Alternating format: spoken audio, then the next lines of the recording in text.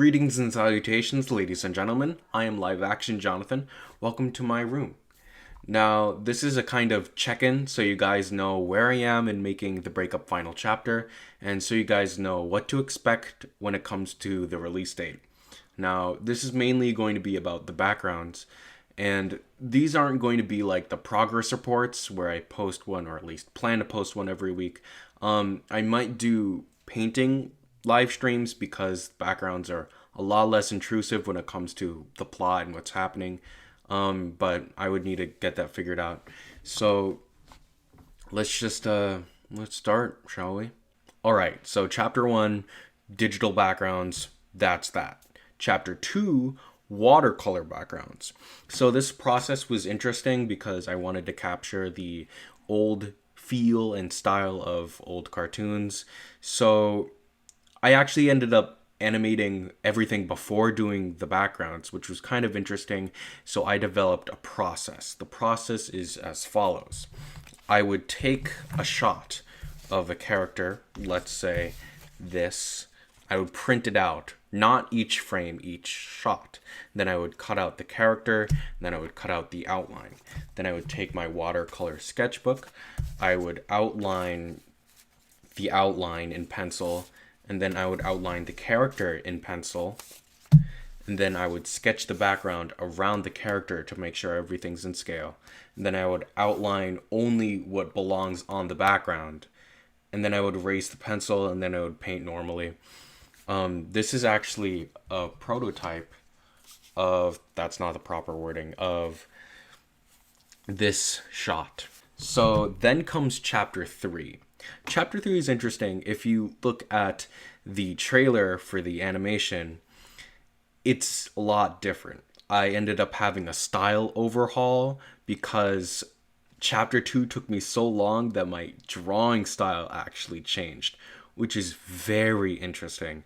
But because the style changed, and because it took so long, I actually wanted to, change the style. And I also changed how the characters move because the new style would make more sense. So essentially the jaws move now when they go up and down. For example, shot from chapter 1, shot from chapter 2, the jaws move, which is very interesting process on its own. But essentially there are a lot more individual shots than there were in the previous 2 chapters, which is a product of the new style change and the new animation change.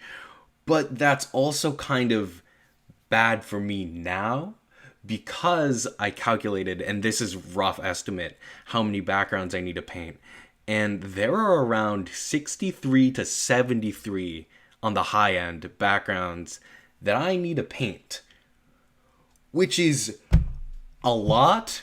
And there are a lot of factors that might change how fast I do these backgrounds. One, work speed.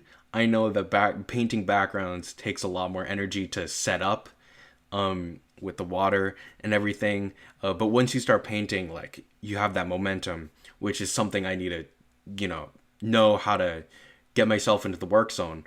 But also how much time I have to work in the first place. I know we're all in quarantine. I hope you're staying safe and staying home. But we're all basically staying in our homes. So, and summer's coming up. So depending on how that plays out, I might be able to finish most of it or finish all of the backgrounds by the end of summer, which is what I was planning on doing. So that's that.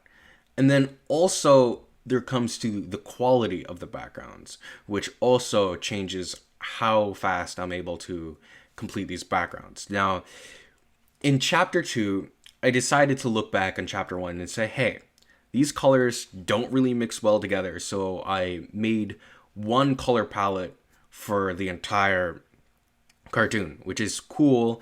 And then I looked back in chapter 2 when making chapter 3, the final chapter, and I decided this doesn't make sense to have a single color palette for the entire thing, right? So I have a color palette for each individual setting and not just place and time. So there are around 4 color palettes for the park alone just because there are flashback versions and present versions and all that.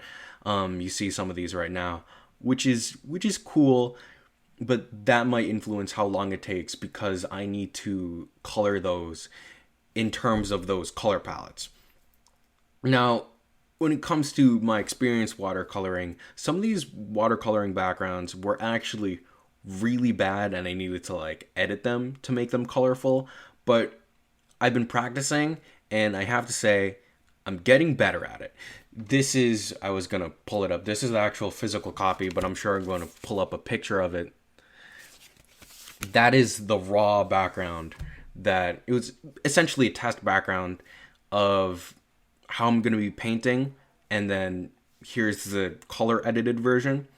As you can see, I've become a lot better at painting these backgrounds, a lot more colorful, and essentially all I need to do is just minor color correction. So that's good.